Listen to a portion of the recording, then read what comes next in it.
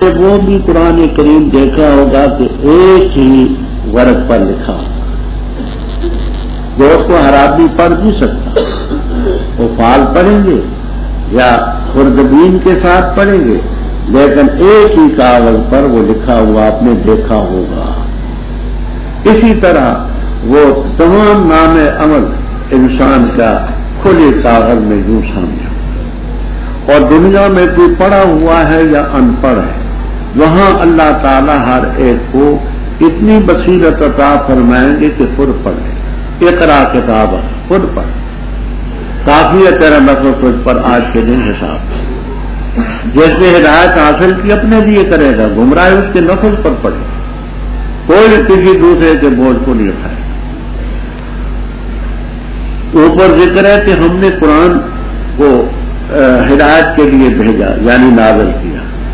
آگے فرماتے ہیں جس طرح اس قرآن پاک کے ذریعے ہم نے ہدایت کی، پیغمبر بھیجنے سے پہلے ہم سزا نہیں دیتے۔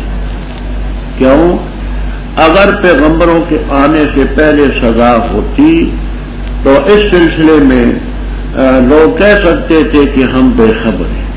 چھٹے پارے میں آپ پڑھ چکے ہیں اللہ یکون للناس حجۃ بعد الرسل، تو پیغمبر بھیجتے ہیں اعتبار میں حجت ہوتی ہے۔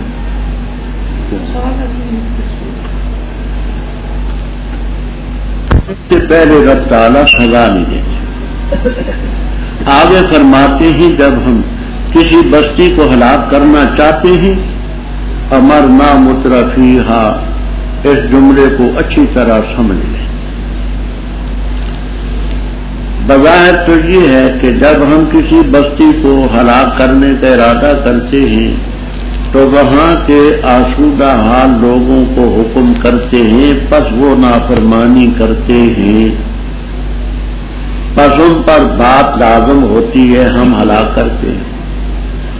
اب سوال یہ ہے کہ جب خود رب حکم دے نافرمانی کا تو ان کا گناہ کیا ہے جن کو ہلاک کیا؟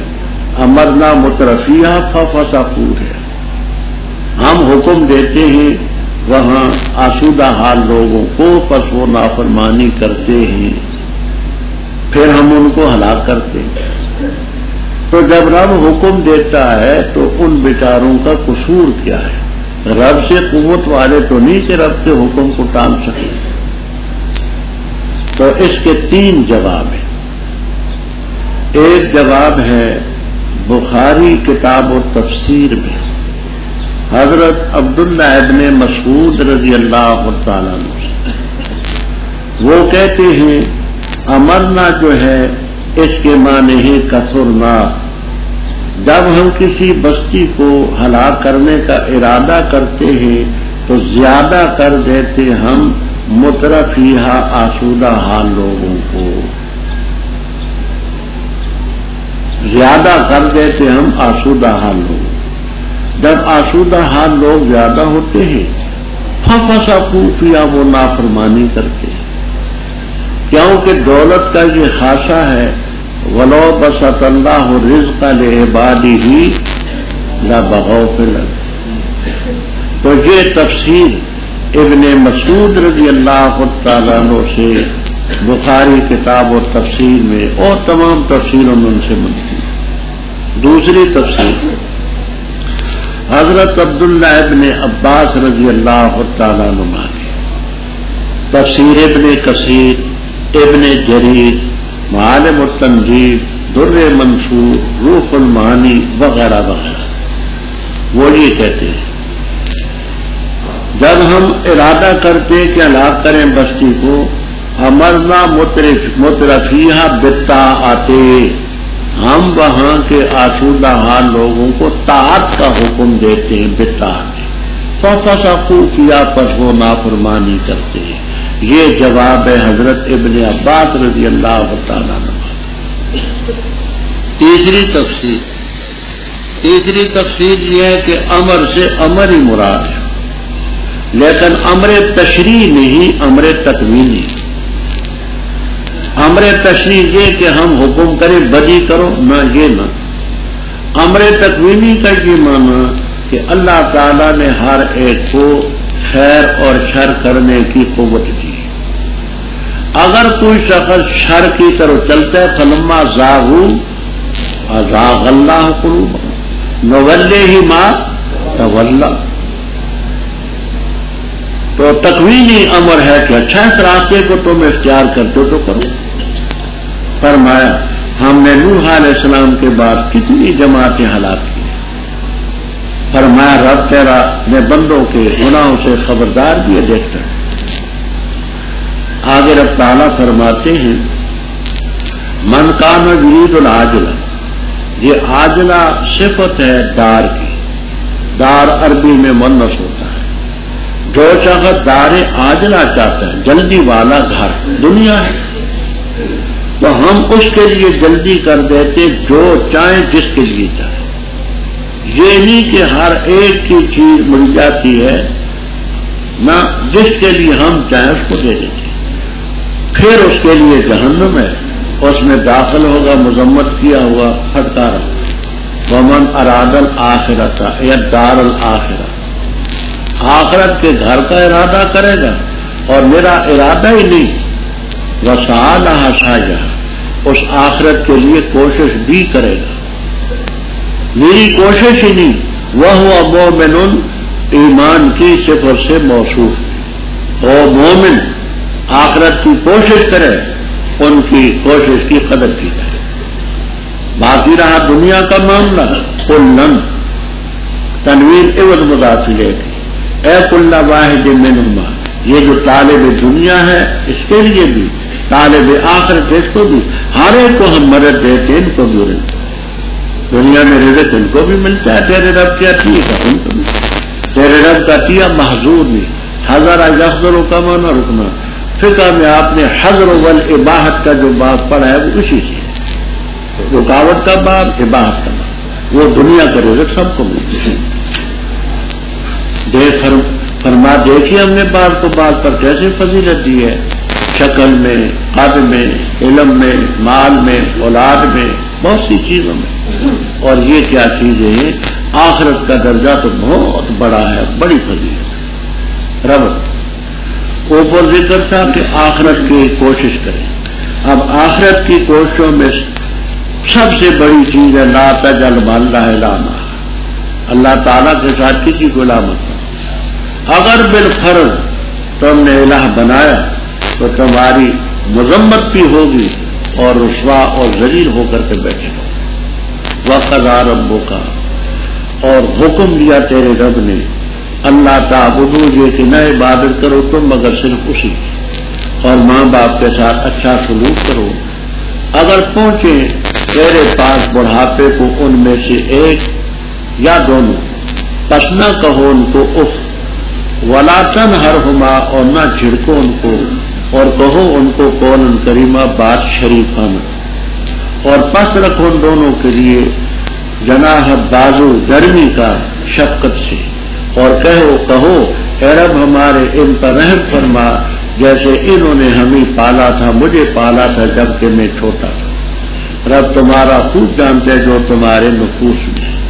اگر ہوگے تم نیک پس بے شک ہو رجوع کرنے والوں کو بخشنے والا ہے، اور دے قریبی رشتہ داروں کو حق اس کا، اور مسکین اور مسافر کو. ولا تبذر تبذیرا، اور نہ اڑا فضول خرچ. بے شک مبذر ہیں شیطانوں کے بھائی، اور ہے شیطان اپنے رب کا کفورا، ناشکری کرنے والا. اور اگر اعراض کرے تو ان سے چاہتے ہوئے رحمت اپنے رب کی طرف سے جس کی تو امید رکھتا ہے، بس کہ ان سے بات میسورہ نرمی، اور نہ کر اپنے ہاتھ کو مغلولہ، بندھا ہوا اپنی گردن کے ساتھ، اور نہ پھیلا اس ہاتھ کو کل البستے، پوری طرح پھیلا دینا، بس تاکہ تو بیٹھا رہے ملامت کیا ہوا، محصورہ، ہارا ہوا، تھکا ہوا. بے شک رب تیرا کشادہ کرتا ہے رزق جس کے لیے چاہے، اور تنگ کرتا ہے. بے شک وہ اپنے بندوں سے خبردار بھی ہے، دیکھتا ہے. ابھی آپ نے ربط سنا کہ آخرت کے لیے جن جو کوشش کی چیزیں ہیں، سب سے پہلے اللہ تعالیٰ کے ساتھ کسی کو شریک مت ٹھہرا. آگے اس رکوع میں آخرت کے کرنے کی چیزیں ہیں، اگلے میں جو نہ کرنے کی ان کا ذکر ہے۔ اس میں گویا یوں سمجھیے عوامر ہیں زیادہ، اگلے میں نواہی ہے۔ زنا نہ کرو، قتل نفس نہ کرو، یتیم کا مال نہ کھاؤ، اس میں عوامر ہیں، اس میں نواہی۔ یہ سب آخرت کی کوشش کی چیزیں۔ قضا کے معنی امر۔ امام بخاری رحم اللہ تعالیٰ کتاب و تفسیر میں لکھتے ہیں امر ربوں کا، تیرے رب نے حکم کہ اس کے بغیر کسی کی عبادت نہ کرو، نہ قولی نہ بدنی نہ مالی۔ ماں باپ کے ساتھ اچھا سلوک کرو، اگر وہ دونوں یا ان میں ایک بڑھاپے کو پہنچ جائے ان کو اف مت کہو۔ بڑھاپے کی قید اس لیے لگاتے ہیں کہ جوانی میں ہر آدمی اپنی ضرورت خود پوری کرتا ہے، محتاج غیر کا ہوتا ہے بڑھاپے میں۔ تو بڑھاپے کو پہنچ جائیں دونوں، یا ان میں ایک کہ ان کی شادی غیر مناسب طریقے سے، اس کی باپ کی عمر زیادہ تھی، ماں کی کم تھی، ایک بوڑھا ہے ایک بوڑھا نہیں ہے، تو اس تک مت کرو۔ اس کا کیا معنی؟ جمل، کمالین وغیرہ میں تبن و قبحن، ان کو تبن و قبحن یہ نہیں کہہ سکتے تمہارے لیے قباحت ہے، تو منع کرتے اس کا تبن و قبحن، قباحت کی کوئی بات نہیں کہہ سکتے۔ حضرت شیخ الہند رحمہ اللہ تعالی مانا کرتے ہیں، اور شاہ عبد القادر صاحب رحم اللہ تعالی بھی کرتے ہوں۔ دیکھیے بعض علاقوں میں ایسا ہوتا ہے کہ جب کوئی بڑا بلاتا ہے تو کہتے ہیں ہاں، بعضوں میں کہتے ہوں۔ یہ ہاں ہوں جو ہے اس میں بھی بے ادبی کا پہلو ہے۔ بڑے ادب کے ساتھ جی، بڑا بات کرے تو کہے جی، ہوں میں بھی گویا کہ اس قسم کی گستاخی کا پہلو۔ اس مقام پر تفسیر ابن جریر طبری، ابن کثیر، در منصور وغیرہ میں سعید ابن مسیب رحمہ اللہ تعالی رئیس التابعین کا قول نقل کیا ہے کہ ماں باپ کے سامنے ایسا بولے جیسے تند مزاج آقا کے سامنے غلام بولتا ہے۔ تند مزاج آقا ہو اور جیسے اس کے سامنے غلام بولتا ہے، ماں باپ کے سامنے ایسا ہوں تک نہیں کہہ سکتا، اور نہ ان کو جھڑکو اور کہو ان کو بات شریک، اور ان کے لیے نرمی کا پہلو پس کرو۔ کوئی بات کہنا چاہے آگے سے اکڑو مت، شکر کرو اور کہو اے اللہ ان پر رحم فرما، کما ربیانی، اے کما رحمانی حین ربیانی صغیرا، جس وقت انہوں نے مجھے پالا تھا، پالتے وقت مجھ پر شفقت کی تھی، کما ربیانی اے کما رحمانی حین ربیانی صغیرا، جب مجھے انہوں نے پالا تھا اور اس وقت مجھ پر شفقت کی تھی جب میں بچہ تھا، اے اللہ ان پر بھی شفقت۔ رب تمہارا تمہارے دلوں کی باتوں کو خوب جانتا ہے، نیک ہوں گے تو وہ رجوع کرنے والوں کو پکڑتے ہیں۔ اور کیا کروں، حقوق اللہ کے حق تھے، والدین کے حق تھے، اور بھی حق تھے، وآتوا ذی القربى حقہ، قریبی رشتہ داروں کو ان کا حق دو، مسکینوں کو، مسافروں کو، ولا تبذر تبذیرا، اور مت اڑاؤ اڑانا۔ اسراف اور تبذیر میں فرق ہے، دونوں لفظ قرآن میں ہے۔ ولا تسرفوا، اسراف کا یہ معنی ہوتا ہے کہ جائز مقام میں ضرورت سے زیادہ خرچ کرنا،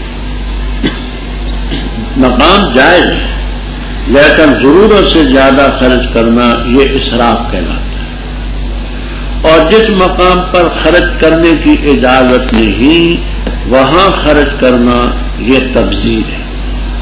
فرمایا یہ تبذیر مت کرو، فضول خرچی مت کرو۔ کیوں؟ اس لیے کہ مبذر جو ہیں یہ شیطانوں کے بھائی ہیں، اور شیطان رب کا نافرمان۔ کس بات میں تشبیہ دی؟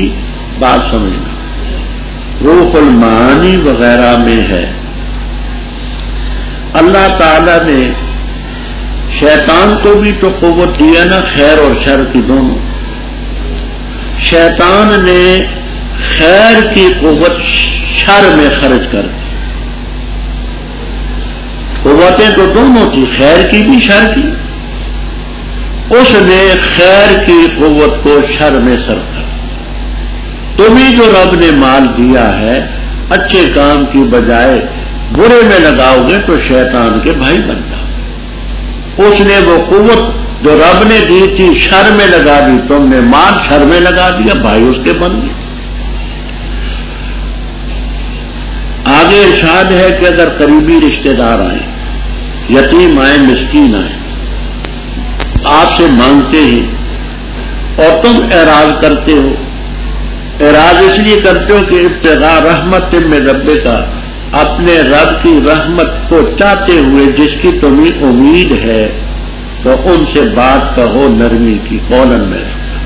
مثلا کوئی مسکین آیا، قریبی آیا، مسافر آیا، اس نے آپ سے مدد مانگی، تو آپ کو امید ہے کہ مجھے تنخواہ ملے گی، ملی نہیں ابھی، یا آپ کو امید ہے کہ آگے میری فصل پکے گی اور میرے باغ کے پھل اتریں گے، تو ان کو نرمی سے کہو کہ بھائی مجھے ابھی تنخواہ نہیں ملی، میری فصل ابھی نہیں پکی، یہ باغات میں ہیں، یہ ابھی کچے ہیں، پکیں گے تو میں انشاءاللہ تمہاری خدمت کروں گا۔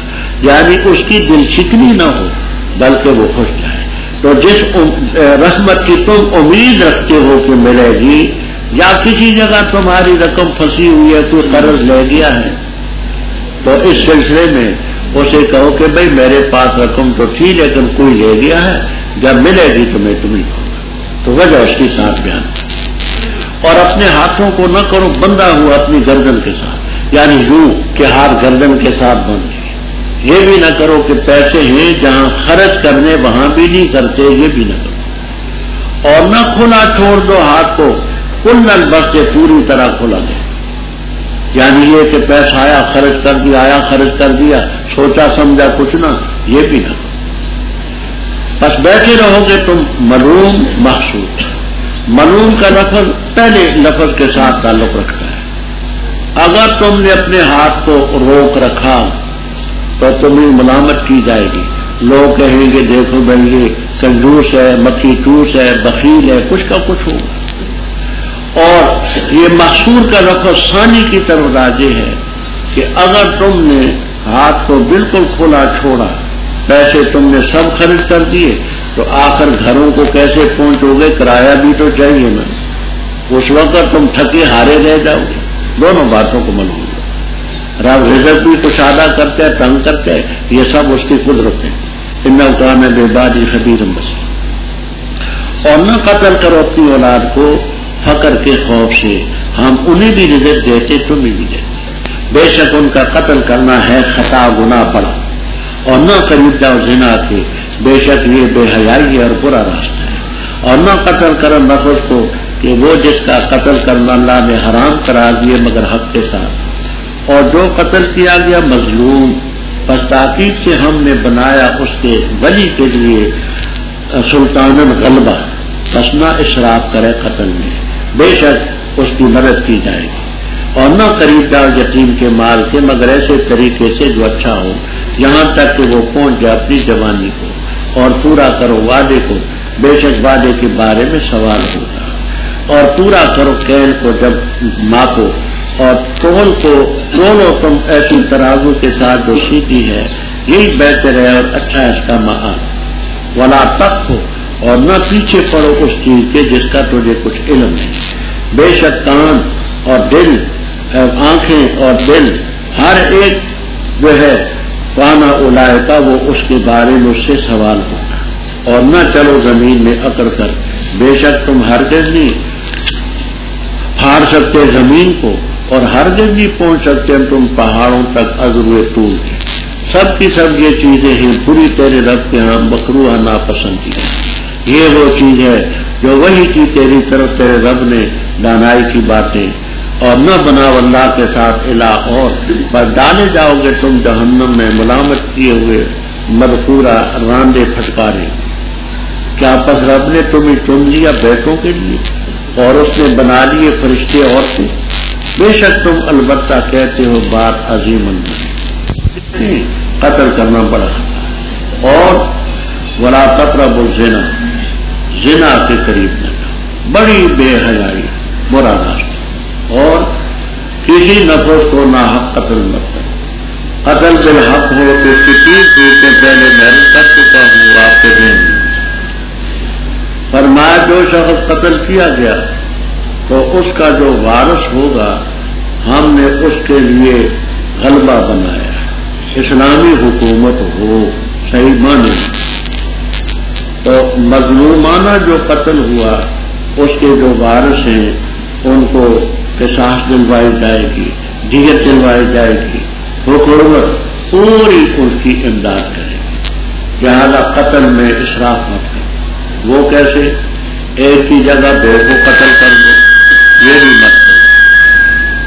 قاتل بھاگ گیا ہے اور اس کے بھائی کو، باپ کو، بیٹے کو، بے گناہ کو قتل کر دو، یہ بھی بری ہے، کیونکہ جذبات تو ایسے موقع پر ہوتے ہی ہیں، تو ایسا بالکل نہیں۔ فرمایا یتیم کے مال کے قریب نہ جاؤ الا باللتی احسن حتی یبلغ اشدہ، اشد کے متعلق میں پہلے بات کر چکا، وعدہ کرتے ہو تو پورا کرو، وعدے کے بارے میں سوال ہو، کیل کرتے ہو معاف کر دیتے ہو تو پورا کرو، وزن کرتے ہو تو سیدھی ترازو سے دو، یہی بہتر ہے، اور اس کا معال بھی اچھا ہے۔ معال یہ کہ لوگوں میں تمہارا دیانتدار ہونا مشہور ہوگا کہ بڑا دیانتدار ہے، پورا توڑ کے دیتا ہے، اور اس میں جو برکت ہوگی وہ اپنی جگہ پر ہے۔ اور کیا کرو؟ ولا تقف، کفا یقفو کے معنی پیچھے پڑنا، نہ پیچھے پڑو اس چیز کے جس کا تجھے علم ہے۔ مسلم شریف کے مقدمہ میں روایت ہے، حضرت صلی اللہ علیہ وسلم نے فرمایا کفا بالمرء اثما ان یحدث بکل ما سمع، او کما قال صلی اللہ۔ آدمی کے لیے یہ جھوٹ بھی کافی ہے کہ بغیر تحقیق کے ہر سنی ہوئی بات کو آگے چلا دے،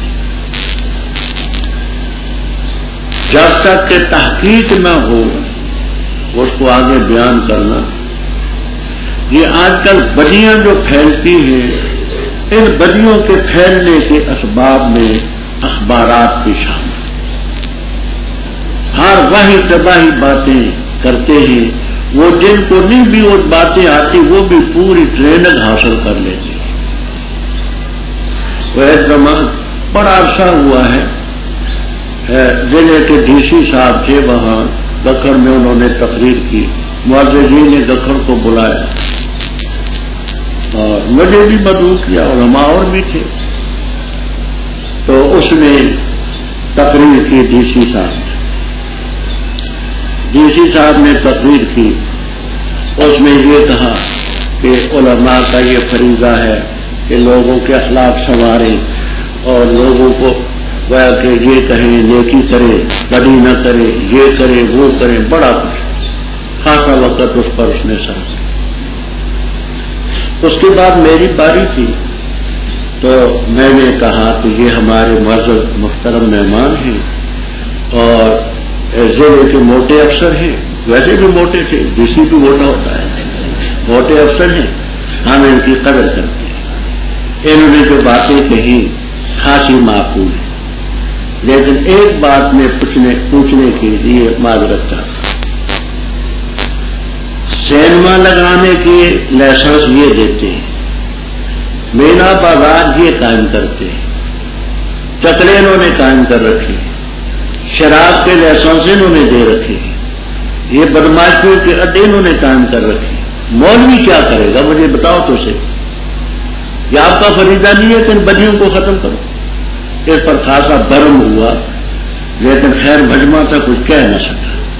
میں نے کہا یہ سارے جواب تو آپ لوگوں نے مہیا کیا ہے، کہ یہ لائسنس بھی دو، وہ بھی دو، یہ بھی کرو، وہ بھی کرو، اور ہم آپ کیا کر سکتے؟ ان کے پاس ہے کیا؟ مخلوط تعلیم تم نے رائج کی ہے، مینا بازار تم نے لگائے، لائسنس تم دیتے ہو سینما کے، اور یہ چکلے تم نے اجازت دے رکھی، اس زمانے میں چکلے پر پابندی نہ تھی، شراب خانے تم نے لگا رکھے، یہ سب خرافات تم نے کی ہے، افسروں نے کی ہے۔ تو اس سلسلے میں مولوی کیا کر سکتے ہیں؟ مولوی کے پاس ہے کیا؟ چرنے نے کہا کہ وہ نزلہ پر عضو ضعیف ریزت، کیونکہ مولوی ایک کمزور جسم کا آدمی ہے، وہ سارے اس پر پڑتے ہیں۔ تو ہم قدر کرتے ہیں، ہمارے ضلع کے موٹے افسر ہیں، اور یہ انہوں نے جو باتیں کی اچھی بھی کی ہیں، لیکن ہم بھی مانتے ہیں۔ تو یہ سنی سنائی باتیں جو ہیں ان کو بیان کرنا بھی گناہ، لا تقف ما لیس لک، بے شک کان، آنکھ، دل، کل اولئک، ہر ایک چیز جو ان مذکور میں سے ہے، کانا، کانا کہتے ہیں، آپ کو ملے گا کان الانسان، انشاءاللہ جلالین تک میں آپ کو ملے گا کان الانسان، ہر ایک کے بارے میں انسان سے سوال ہوگا کہ کان کہاں لگائے، آنکھیں کہاں لگائیں، دل میں کیا لائے، اور کیا کرو، زمین میں اکڑ کر کے مت چلو۔ کیوں؟ جب تم اکڑ کر چلتے ہو تو زمین کو پھاڑ دیتے ہو، زور سے جو پاؤں مارتے ہو تو زمین پھٹ جاتی ہے، یا تم گردن کو یوں اکڑا کر کے چلتے ہو تو کیا تمہاری گردن وہاں کسی پہاڑ کی چوٹی تک پہنچ جاتی ہوگا کیا؟ کل ذالک کان سیئا، یہ سب چیزیں بری، رب کے یہاں ناپسندیدہ۔ یہ وہ چیزیں کہ رب نے وہی کی ہے، دانائی کی، یہ ہے آخرت کے کام، کچھ کرنے کے کچھ نہ کرنے کے۔ پھر اہم مسئلے کو پھر دہرایا، ولا تجعل مع اللہ الہا آخر، خدا کے ساتھ کسی کو نہ بنا، اگر ایسا کیا تو جہنم میں ڈالے جاؤ گے ملامت کیے ہوئے مرفوع۔ آگے شرک کر، فرمایا جیسے اللہ کے ساتھ شریک بنانا گناہ ہے، اسی طرح رب کے لیے اولاد کی تجویز بھی گناہ سخت، اور پھر اولاد بھی بیٹیاں۔ کیا رب نے تمہیں تو بیٹوں کے لیے چن لیا، اور خود رب نے فرشتوں کو عورتیں بنا کے بیٹیاں بنا دی؟ بڑی بڑی بھاری بات تم کہتے ہو، گناہ کی بات ہے۔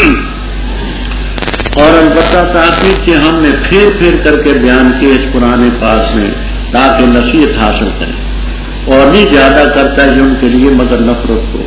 تو کہہ دے اگر ہوتے اللہ کے ساتھ الہ، اور جیسے یہ کہتے ہیں تو اس وقت البتہ تلاش کرتے عرش والے کی طرف راستہ، پاک اللہ کی ذات اور بلند ہے اس چیز سے جو وہ کہتے ہیں علوا کبیرہ، بلند بہت بڑا۔ تسبیح بیان کرتے اس کے لیے آسمان ساتھ اور زمین، اور وہ مخلوق ان میں ہے، اور کوئی چیز نہیں مگر تسبیح بیان کرتے اس کے حمل سے متلبس ہو کر، لیکن تم نے ان کی تسبیح کو سمجھتے، بے شک وہ ہے تحمل کرنے والا، بخشنے والا۔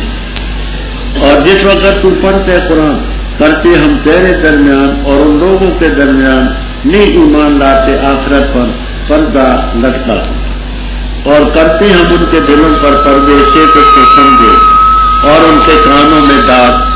اور جس وقت ذکر کرتا ہے تو اپنے رب کا قرآن میں حالہ کون ہی وحدہ، پھرتے اپنی پیٹھیں دکھا کر کے نفرت کرتے۔ ہم خوب جانتے ہیں اس چیز کو جس کی وجہ سے سنتے ہیں، جب سنتے ہیں تیری طرف کان دھرتے ہیں، اور جس وقت کے وہ سرگوشی کرتے ہیں، جب کہتے ہیں ظالم نہیں تم پیروی کرتے مگر شخص کی جس پر جادو کیا گیا۔ کیسے انہوں نے بیان کی تیرے لیے مثالیں، پس بہت کے پسلی طاقت رکھتے راستے میں، اور کہا انہوں نے کیا جس وقت ہم ہو جائیں گے ہڈیاں ورفاتن، اور چورا چورا، ریزہ ریزہ، کیا بے شک ہم البتہ کھڑے کیے جائیں گے خلقن جدیدہ، نئی مخلوق بنا کر کے۔ تو کہہ دے ہو جاؤ پتھر یا لوہا، یا وہ مخلوق جو بڑی ہے تمہارے دلوں میں، پس بتاکید کہہ دے گی ہمیں کون لوٹائے گا؟ تو کہہ دے وہ ذات جس نے تمہیں پہلی مرتبہ پیدا کیا، پس بتاکید وہ ہلائیں گے تیری طرف اپنے سروں کو، اور کہیں گے کب ہوگی یہ؟ تو کہہ دے عصا، ممکن ہے کہ ہو قریب، جس دن کہ وہ پکارے گا تمہیں، فتستجیبون، پر تم حکم مانو گے بحمدہ، اور تم یقین کر لو گے کہ نہیں تم ٹھہرے الا قلیلا مگر تھوڑا.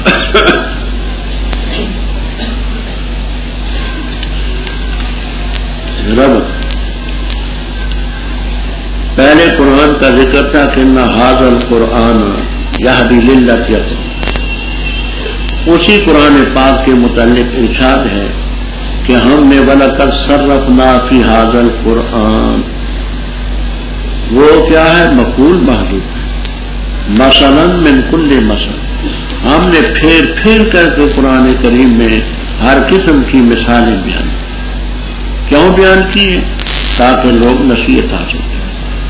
لیکن یہ قرآن ان کے لیے نہیں زیادہ کرتا مگر نفرت کو. چھٹے پارے میں عرض کر چکا ہوں، شیخ سعدی رحم اللہ تعالی کا شعر، بارہ کے در لطافت سبش خلاف میں در باغ لالا رویا در چھوڑ بھوم. کہ قرآن میں تو ذاتی طور پر کوئی برائی نہیں، ان کے نفوس ہیں جو ایسا کرتے. آگے پھر شرک کرو تو ان سے کہے کہ اگر اللہ تعالیٰ کے ساتھ اور الہ ہوتے جیسے یہ کہتے ہیں لات منات عزا حبل وغیرہ وغیرہ، تو یہ سارے رل مل کر کے ابتغوا الی ذی العرش سبیلا، عرش والے کے خلاف چڑھائی کرتے ہیں. یہ دیکھیے اب عراق کے خلاف یہ سارے اتحادی آئے اور وہ مظالم کیے کہ خدا کی پناہ. ابھی تک پتہ نہیں، اپنا اندازہ یہ کہ 8-9 لاکھ سے کم آدمی تباہ نہیں ہوئے، اور اتنا ان کو پیچھے کر دیا کہ 50 سال سے زیادہ عرصے تک وہ وہاں تک نہیں پہنچ سکتا جہاں پہلے. تو آخر اور بھی اگر الہ ہوں تو سب رل مل کر کے خدا کے خلاف بھلا بول دیتے. سبحانہ وتعالی عما یصفون علوا کبیرا، بڑی بلند ذات ہے، بڑی ذات. 7 آسمان اور زمینیں اور جو مخلوق ان میں اس کی تسبیح بیان کرتی ہے. کوئی چیز نہیں جو سب کی تسبیح نہ بیان کرے، مگر تم ان کی تسبیح کو نہیں سمجھتے. کوئی کرتے بزبان حال، کوئی بزبان قال. مثلا میں نے کہا سبحان اللہ، تو یہ بزبان قال ہے. یہ ہر چیز رب کی تسبیح بیان کرتی ہے بزبان حال. ٹھیک ہے، ہم ان کی تسبیحات کو نہیں سمجھتے. بے شک تحمل کرنے والا بخشنے والا. اب اوپر قرآن کا ذکر تھا، آگے نہ ماننے والوں کا ذکر ہے. جب تو قرآن پڑھتا ہے، ہم تیرے اور ان کے درمیان جو آخرت پر ایمان نہیں رکھتے حجابا مستورا، انشاءاللہ العزیز آپ کو جلالین تک میں ملے گا. مستورن اے ساترن، مفعول ہے فاعل کے معنی. اسی سورت میں آگے پڑھیں گے آپ جزاء موفورن اے جزاء وافرن، مفعول فاعل کے معنی میں ہے. کسی کے پاس جلالین استاد؟ ہاں بس حجابن مستورن اے حجابن ساترن. آگے آئے گا جزاء موفورن اے جزاء وافرن. آگے 16ویں پارے میں آئے گا وعدہ ماتین اے آتین. ماتین مفعول کا صیغہ عطا جاتی ہے. ان مقامات پر یہ مفعول فاعل کے معنی. باقی یہ بات پہلے ہم عرض کر چکے ہیں کہ جب رب ان کے درمیان ان کے آنکھوں پر پردے ڈالتے ہیں تو ان کے تو اختیار میں ہے ہی کوئی نہیں. تو ہم نے حامل سجدہ کی آیات نکال کر کے بتائی تھی کہ پہلے مرحلے پر ایسا نہیں ہوا. وقالوا قلوبنا فی مما تدعونا الیہ وفی ومن بیننا وبینک فعمل اننا عاملون. یہ عمل ہمارا جو ہے ہم نے کر لیا. جب انہوں نے اس عمل کو پسند کیا جاننا نولی ما تولی، ہم نے بھی پل دیا اور ہم نے ان کے دلوں پر اکنہ کنان ان کی جمع پردے ڈالے تو اس کو سمجھے کانوں میں ڈانٹ لگا. جب تو غیر رب کا ذکر کرتے ہیں قرآن کریم میں تو یہ پیٹھ دکھا کر کے نفرت کر کے آپ پہلے پڑھ چکے ہی کہ بعض مشرک قوموں نے کہا کہ نعبد اللہ وحدہ ونذر ما کان یعبد آباؤنا. تو مشرک کو اکیلے رب کی عبادت سخت ناگوار ہو. انہم کانوا اذا قیل لہم لا الہ الا اللہ یستکبرون. تو اکیلے رب کی عبادت مشرک کو سخت ناگوار. وہ رب کو مانتا ہے، پہلے درجے میں مانتا ہے، لیکن صاحب اوروں کے بغیر اس کی تسلی نہیں.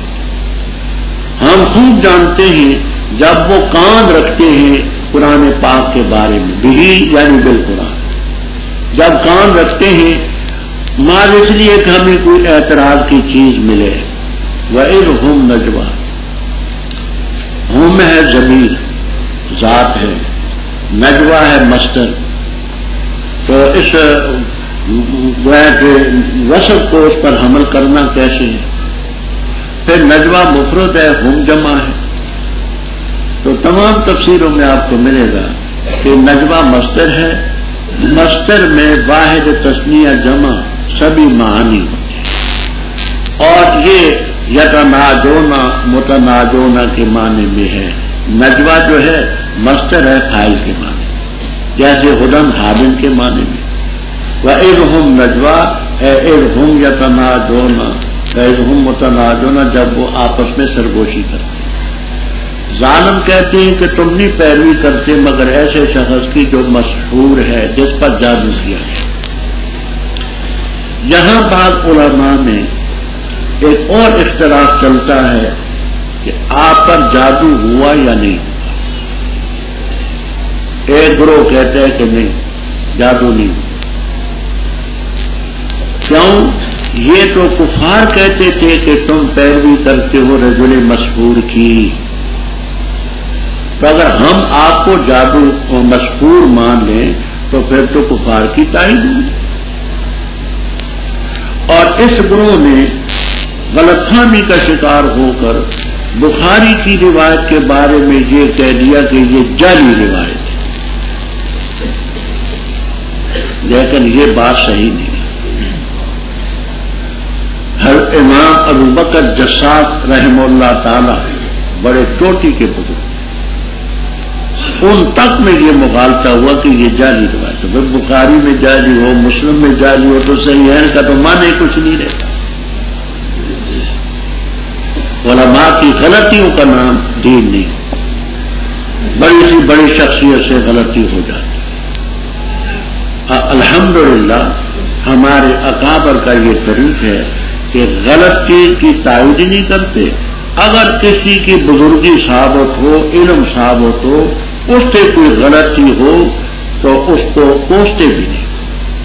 علم ہو صحیح، ذاتیات میں نہ ہو. اچھا،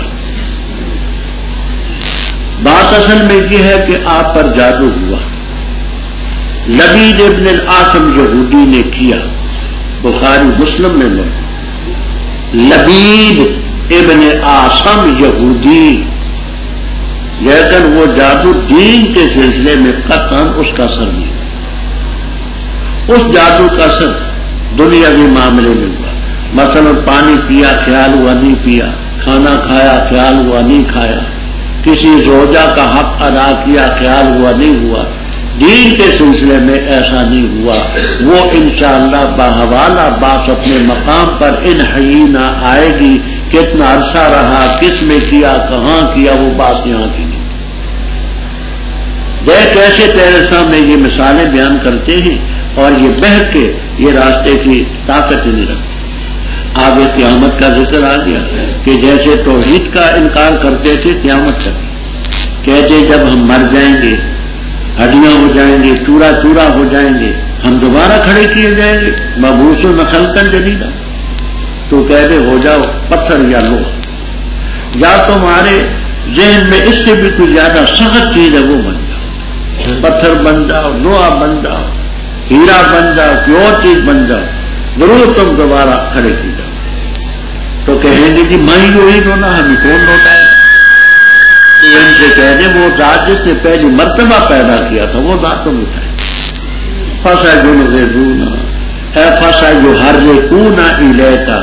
يُنْغِضُونَ کا معنی حرکت دینا، اپنے سروں کو استضاء کرتے ہوئے حرکت دیں گے. اچھا جی اچھا. اور کہیں گے کب؟ کہتے ہیں کب ہوگا؟ تو کہہ رہے ممکن ہے کہ قریب ہو. جس دن تم پکارو گے اس کو فتستجیبون بحمدہ. اب یہاں تفسیر روح المعانی، معالم التنزیل، ابن کثیر، کبیر وغیرہ نے خاصی بات، کمالین میں، جمل میں.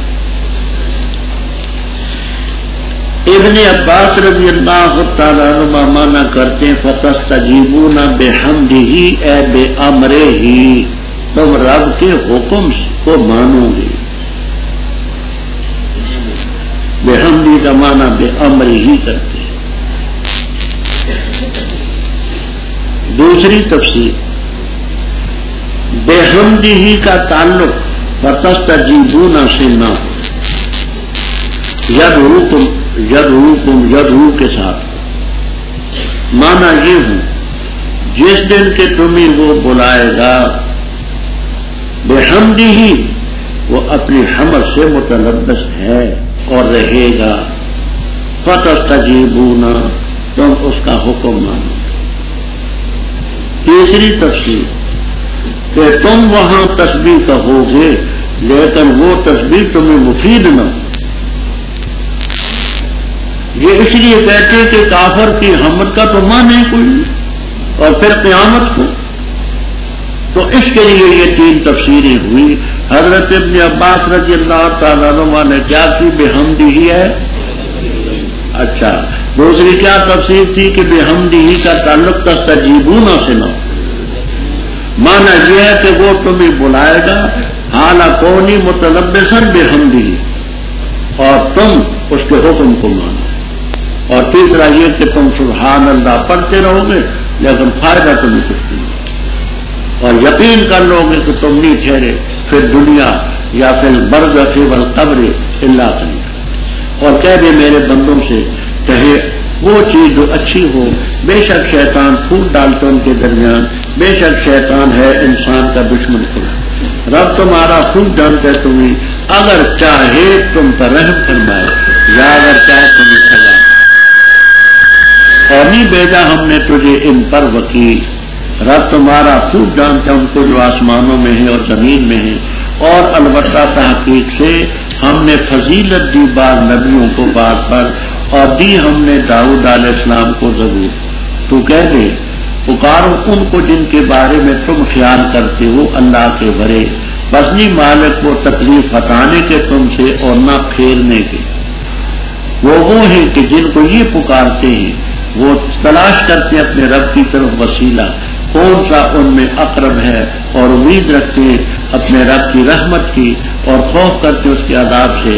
بے شک اس کا تیرے رب کا عذاب ہے محذورہ، ڈرا وہ سے ڈرنا چاہیے.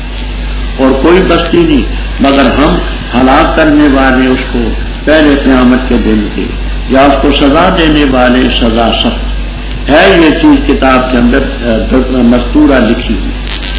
اور نہیں روکا ہم کو اس سے کہ ہم بھیجے نشانیاں، مگر اس چیز نے کہ تکذیب کی ان آیات کی پیروں نے، اور دی ہم نے سمود کو ناکا روشن، بس انہوں نے زیادتی کی اس پر.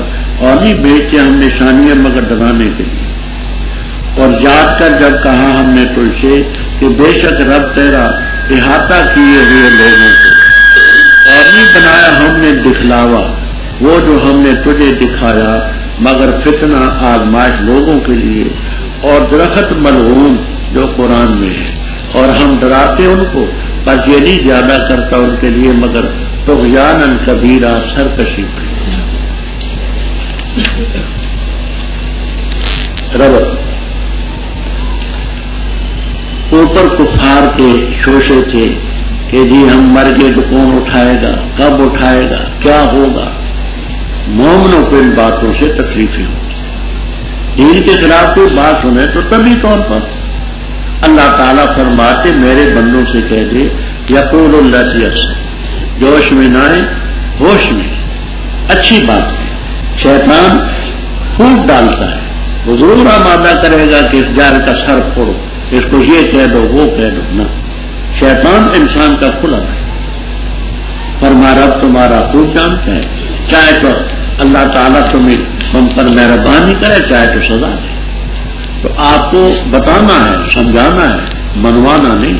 وما ارسلناک علیہم وکیلا، ہم نے وکیل بنا کر کے تو نہیں بھیجا.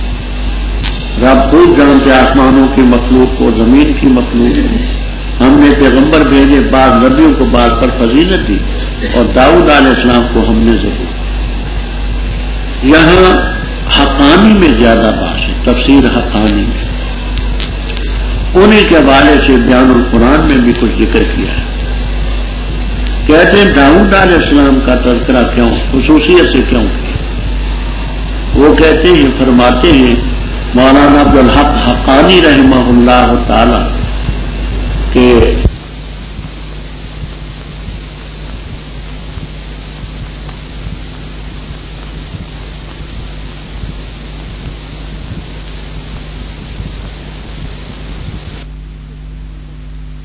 تیار کردہ صوت الاسلام کے سینٹر بازار دیگا والا جڑ محلہ مسجد مولوی عبدالغنی والی گجرانوالا. وما ارسلناک، ہم نے نہیں تجھے رسول بنا کر کے بھیجا، ان پر وکیل بنا کر کے نہیں بھیجا، تو رسول ہے وکیل ہے.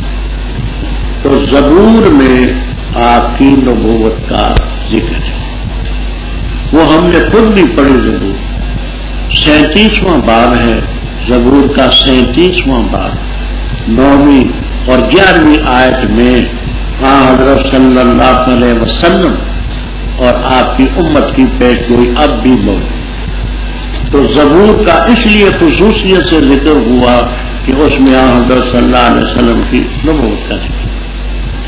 آگے شرک کا بخاری میں ہے کہ مکہ مکرمہ اور طائف کے درمیان ایک مقام تھا، تفسیروں میں اس کا نام آتا ہے وج. بخاری میں وج کے لفظ نہیں، وج مقام تھا، وج. وہاں جنات بکثرت رہتے تھے. ان لوگوں نے وہ راستہ تھا جب جاتے تو کانا رجال من الانس یعوذون برجال من الجن فزادوہم رہقا، ان کی پناہ لیتے تھے کہ اس وادی کے جنات ان کے سرداروں ہم آپ کی پناہ میں ہیں، ہمیں کچھ نہ دینا، یہ ستو ہم چھوڑ جاتے ہیں آپ کے لیے، یہ گھی ہے، یہ کھجوریں ہیں، یہ لے لو اور ہمیں کچھ نہ. جنات نے سمجھا کہ ہمارے لوگوں پر روب ہے اور ہم ہی جہاں یہ کچھ دے بھی جاتے ہیں، تو جنات نے کچھ اور چھیڑخانی کی تاکہ خوب ہمارا روب ان پر قائم ہو، تو یہ ان کی پوجا کرتے تھے. اللہ تعالیٰ نے ان جنات کو ایمان کی توفیق دے دی، مسلمان. وہ تو رب کو پکارتے تھے اور انہوں نے ان کی پوجا نہ چھوڑی. تو پہلے فرمایا کہ جن کی تم پوجا کرتے ہو وہ قطعاً کچھ نہیں کر سکتے، انسان ہوں، جن ہوں، فرشتے ہوں، پیغمبر ہوں، پیر ہوں، ولی ہوں، شہید ہوں، کوئی بھی. خدائی اختیارات ایک رتی کسی کے پاس نہیں. فرمایا پکار ان کو جن کے بارے میں تم خیال کرتے اللہ کے بارے، تو نہیں تکلیف دور کرنے کے تم سے اختیار رکھتے. ولا تحویلا، تحویل کا یہ معنی کہ وہ تمہاری تکلیف تم سے ہٹا کر کے دوسرے پر ڈال دیں، اس کے حوالے کر دیں، یہ بھی نہیں کر سکتے. وہ جن کو یہ پکارتے ہیں وہ تو اپنے رب کے ہم تقرب حاصل کرتے ہیں وسیلہ کہ ایو مکر، نماز کے ذریعے، عبادت کے ذریعے کہ کون قریب رب کی رحمت کی امید رکھتے ہیں، اس کے عذاب سے ڈرتے ہیں. تو یہ ہے مدعی سست اور گواہ چست. وہ بیچارے تو رب کو پکارتے ہیں، مسلمان ہو گئے اور یہ ابھی تک ان کے پیچھے پڑے. بے شک تیرے رب کے عذاب سے ڈرنا چاہیے. وہ ایسی چیز ہے کہ اس سے حذر ہو، پرہیز ہو، بچاؤ ہو، ڈر. فرمایا کوئی بستی نہیں مگر ہم اس کو ہلاک کریں گے قیامت سے پہلے، یا سزا دیں گے سخت سزا. یہ چیز کتاب میں مذکور ہے. جہاں حضرت شیخ الہند رحمہ اللہ تعالیٰ کا ہے قواعد،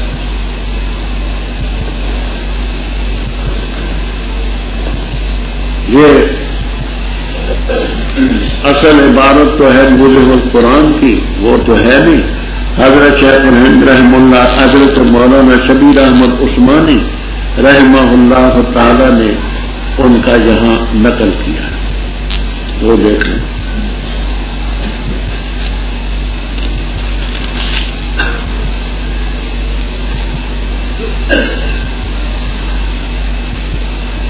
یہ اس آیت کی تفسیر میں حضرت شاہ عبد القادر صاحب رحمہ اللہ تعالی لکھتے ہیں، پوری عبارت ہے مولانا کی، یعنی یہ فیصلہ بالکل حتمی اور اٹل ہے جو علم الہی میں طے ہو چکا اور لوح محفوظ میں لکھا گیا، کوئی طاقت اسے روک نہیں سکتی۔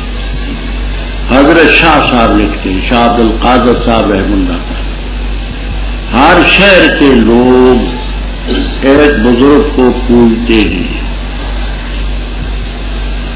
کہ ہم انہیں کی رعیت ہیں اور اس کی پناہ میں سو وقت آنے پر کوئی پناہ نہیں دے سکتا۔ ہر مقام پر لوگوں نے کسی نہ کسی بزرگ کی پوجا کی، کوئی کسی عنوان سے، کوئی کسی عنوان سے، تو فرمایا کہ ہر شہر کے لوگ ایک بزرگ کے پوچھتے ہیں کہ ہم انہیں کی رعیت ہیں اور ان کی پناہ میں ہیں، تو وقت آنے پر کوئی پناہ نہیں دے سکتا۔ تو اوپر شرک کا رد تھا، آگے یہ بتایا کہ کوئی کچھ نہیں کر سکتا جو رد ہے وہ۔ آگے ان لوگوں کا رد جو آپ سے نشانیاں مانگتے تھے، فرمایا وَمَا مَنَعَنَا أَن نُرْسِلَ، یہ منع کا فاعل ہے ان کذب، منع کا فاعل ہے، نہیں روکا ہم کو اس سے کہ ہم نشانیاں بھیجیں، مگر اس چیز میں کہ پہلے لوگوں نے تکذیب کی۔ مطلب یہ ہے کہ جب نشانی آتی ہے منہ مانگی، لوگ نہیں مانتے، عذاب آتا ہے۔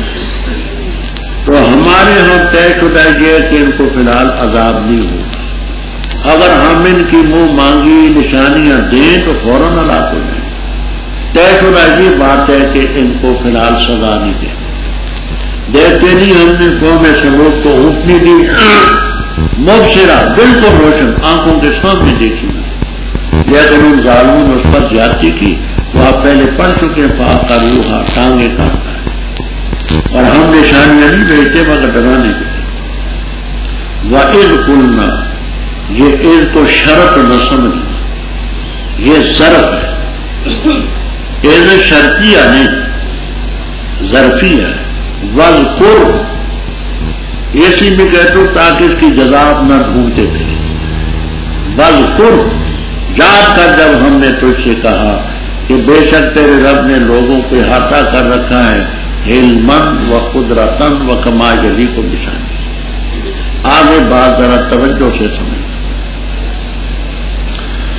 معراج کا مختصر سا واقعہ آج ہی آپ نے سنا۔ اس معراج کے سلسلے میں کفار نے بڑا کچھ کیا، بہت لہجے، اسی کا ذکر ہے۔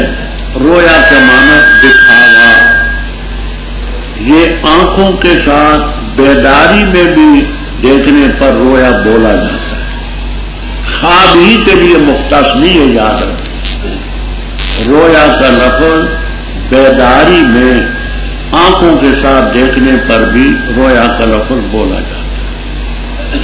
ہم نے وہاں دیوان حماسہ، دیوان متنبی وغیرہ کے اشعار پیش کیے ہیں۔ وَرُؤْيَا کا احلا فی العیون من الغمزی، شاعر کہتا ہے اپنے محبوب کو خطاب کرتے ہوئے، اور تیرا دیکھنا آنکھوں میں نیند سے بھی زیادہ لذیذ ہے۔ تو بیداری پر دیکھنے پر بھی رویا کا اطلاق ہوا ہے۔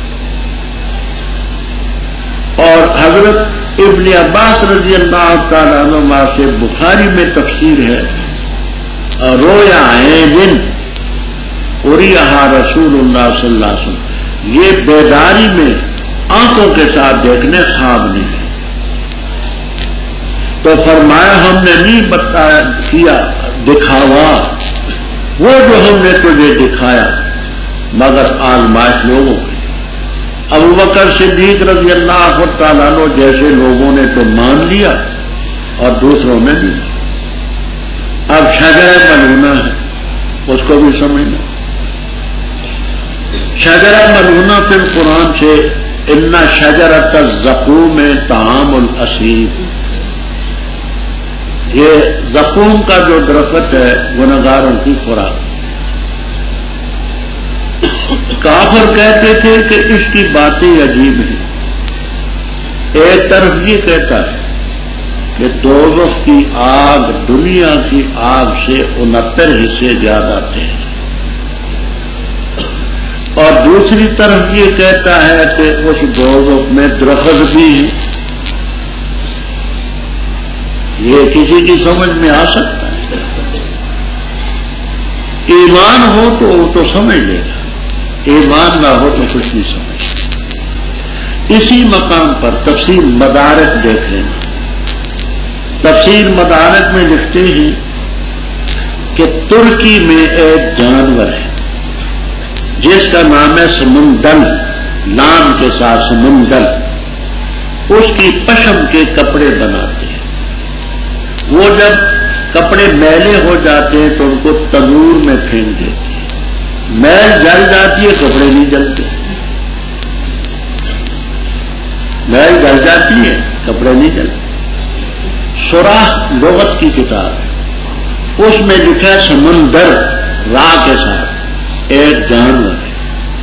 وہ آگ میں ایسا خوش ہوتا ہے جیسے مچھلی پانی میں.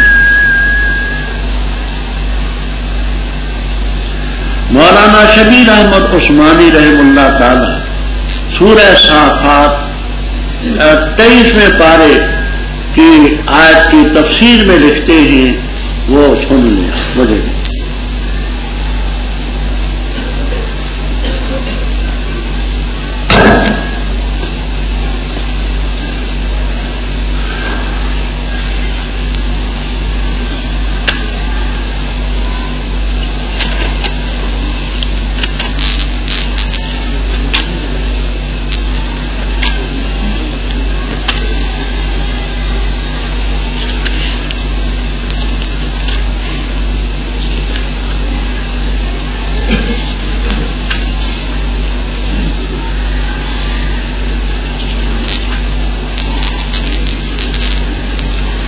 یہ دیکھیے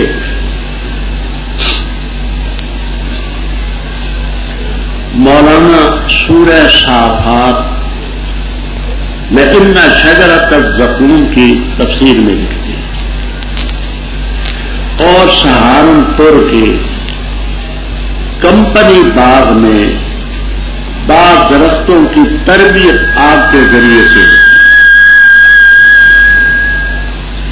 کمپنی باغ جو ہم نے دیکھے اس میں جمعیت علماء ہند کا جلسہ حضرت مدنی رحم اللہ تعالی کے صدارت میں ہوا. ہم اس میں خود موجود تھے، لیکن اس وقت باغ بہت بڑا وسیع ہے. اس وقت یہ حاشیہ سامنے ہوتا تو ہم درختوں کو بھی دیکھ لیتے لیکن درخت نہیں دیکھتے. سہارنپور کمپنی باغ میں باغ درختوں کی تربیت آگ سے. جب دنیا میں ایسی چیزیں ہیں کہ آگ میں نہیں جلتی، اور یہ جو گیس کا منٹل ہوتا ہے یہ بھی تو دھاگا ہی ہوتا ہے، سمجھ آئی؟ روشنی کرتا ہے، جلتا نہیں. اگر دنیا میں ایسی چیزیں ہیں کہ وہ آگ میں نہیں جلتی اور یہ عقل کے خلاف نہیں ہے تو خدائی کلام پر اعتراض کرنا نادان ہوتا. اچھا، اور ہم ان کو ڈراتے ہیں اور یہ چیز ان کے لیے نہیں زیادہ کرتی مگر سرکشی کرتی. اور جب کہا ہم نے فرشتوں سے سجدہ کرو آدم کو علیہم الصلاۃ والسلام، پر سجدہ کیا انہوں نے مگر ابلیس نے کہا کیا میں سجدہ کروں اس کے لیے جس کو تو نے مٹی سے پیدا کیا؟ کہا ابلیس نے ارہتا کا اے اخبرنی، بتا مجھے یہ وہ ہے کہ اس کو تو نے مجھ پر فضیلت دی؟ البتہ اگر تو نے مجھے مہلت دی قیامت کے دن تک، البتہ ضرور میں قابو کروں گا اس کی اولاد کو مگر تھوڑا. فرماتا اور جس نے پیروی کی تیری ان میں سے، پس بے شک جہنم جگہ ہے تمہاری جگہ پوری۔ وَاسْتَفْزِزْ، اور ملا لے تو جس کو طاقت رکھتا ہے ان میں سے اپنی آواز کے ساتھ، اور کھینچ ان پر اپنا خیل کا سوار لشکر و رجل کا اور پیدل لشکر، اور شرکت کر ان کے ساتھ مالوں میں اور اولاد میں، اور ان سے وعدہ کرتا رہے، اور نہیں وعدہ کرتا ان سے شیطان مگر دھوکے کا۔ بے شک جو میرے بندے ہیں نہیں ہے تیرے لیے ان پر کوئی تسلط، اور کافی ہے تیرا رب تارشا۔ رب تمہارا وہ ہے جو چلاتا ہے تمہارے لیے کشتیاں سمندر میں تاکہ تم تلاش کرو اس کے فضل سے، بے شک وہ ہے تمہارے ساتھ مہربان۔ اور جب پہنچے تم ادھر سمندر میں غائب ہو جاتے وہ جن کو تم پکارتے ہو مگر صرف ہوئی، پر جب وہ تمہیں نجات دیتا ہے خشکی کی طرف تم اعراض کرتے ہو، اور اے انسان کا پورا ناشکری کرنے والا، کیا پس تم امن میں ہو اس سے کہ تمہیں دسا دے خشکی کے کنارے پر، یا بھیجے تم پر حاصل، پھر نہ پاؤ تم اپنے لیے کوئی کار ساز؟ کیا امن میں ہو تم اس سے کہ لوٹا دے تمہیں سمندر میں تارتن اخرى مرتن اخرى اور مرتبہ؟ بس بھیجے تم پر قاصفاً توڑ پھوڑ دینے والی من الریح ہوا، بس وہ تمہیں غرق کر دے، بسبب اس کے جو تم نے کفر کیا، پھر نہ پاؤ گے تم اپنے لیے ہم پر اس کے بارے میں طبیعہ پیچھے پڑنے والا باز پرس کرنے والا۔ اور البتہ تحقیق سے ہم نے فضیلت دی بنی آدم کو، اور سوار کیا ہم نے ان کو خشکی اور سمندر میں، اور رزق دیا ہم نے ان کو پاکیزہ چیزوں کا، اور فضیلت دی ہم نے ان کو بہت سی مخلوق پر جو ہم نے پیدا کی فضیلت دی۔ رب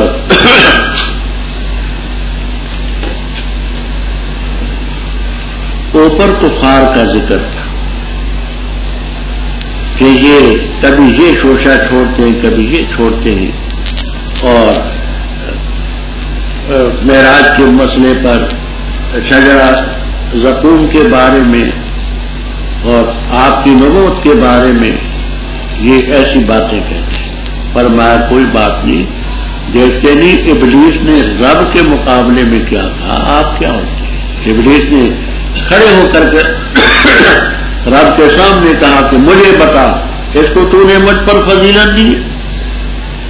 تو یہ کفار کیا ہیں؟ یہ شیطان کے چیلے ہیں، اس کے نقش قدم پر چلتے، فرشتے ہیں معصوم، تم ان کے نقش قدم پر چلو، ابلیس کے نقش قدم پر مت چلو۔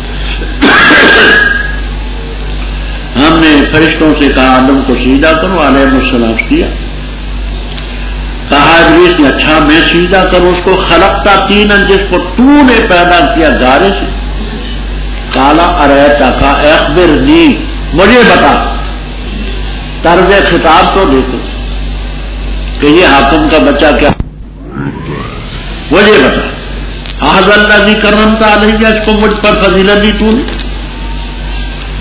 اگر تو نے مجھے قیامت تک مہلت دی تو میں اس کی اولاد کو قابو کروں۔ بخاری کتاب و تفسیر وغیرہ میں احتنا کا فلان ما عند فلان من علم احاطہ بھی، کہ فلاں کے پاس جو علم تھا اس نے اس پر قابو پا لیا اور اس کا اس نے احاطہ کیا۔ تو احتناب کے معنی قابو کرنا، میں قابو کروں گا اس کی اولاد کو، ہاں تھوڑے رہتے۔ رب تعالیٰ نے فرما جا تو بھی اور تیرے پیروکار بھی، ان کا بدلہ ہے جزاکم جزان موقورا۔ ابھی میں نے عرض کیا تھا موقورن کے معنی کیا ہے؟ مولانا بولیے صاحب جلالین، وافرن کامل۔ واستفزز، فض کے معنی روح المعانی وغیرہ میں القطع، کاٹنا، الگ کرنا۔ تو واستفزز کا معنی ان کو انسانوں سے الگ کر کے کاٹ کر کے اپنے ساتھ ملا۔ الفظ و القطع، کاٹنا الگ کرنا، لازمی معنی کرتے ملا لیتے ان کو جن کو طاقت رکھتا ہے ان میں سے، ان سے کاٹ کے اپنے ساتھ ملا لے، اپنی آواز کے ساتھ یہ جو گانے کی آواز ہے، اور ان پر اپنے سوار لشکر کو بھی دوڑا اور پیدل لشکر۔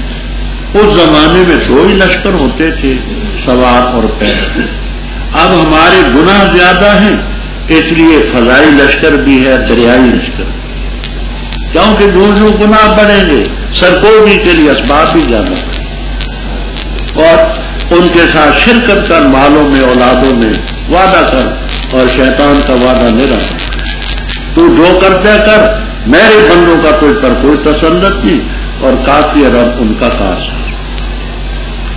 آگے رب تعالیٰ نے توحید کا اس بات فرمایا کہ دیکھو اس رب کو چھوڑ کر کے تم شیطان کے کہیں لگتے ہو، وہ رب ہے جس نے کشتیاں تمہاری سمندر میں چلائیں تاکہ اس کے فضل کو تلاش کرو، یہاں کی چیز ادھر لے جاؤ، ادھر کی ادھر لاؤ، بڑا مہربان۔ جب تمہیں سمندر میں تکلیف پہنچی ہے تو غائب ہو جاتے وہ جن کو تم پکارتے ہو، الا اياه۔ سورہ یونس کی تفسیر میں سن چکے ہیں کہ وہ مشرکین بھی اذا ركبوا في الفلك دعوا الله مخلصین له الدین، اور یاد ہوگی روایت نسائی کی، ملاحوں نے کہا تھا فإن آلیاتکم لا تغنی ہاہنا شیئا، تمہارے الہ یہاں کچھ بھی نہیں کر سکتے۔ جب نجات دیتے تو حیران کرتے ہو، انسان بڑا ناشکر ہے۔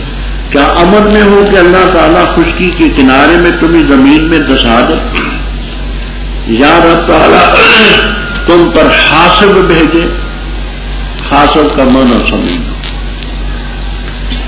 قرطبی، بیضاوی، روح المعانی، کبیر وغیرہ میں ایک حاصب کے معنی ہے تند ہوا، التی ترمی بالحسبہ، وہ ہوا جو سنگریزوں کو اڑاتی پھرے، تند ہوا بھیجے، جیسے قوم ہود پر، ہود علیہ السلام کی قوم پر بھیجی۔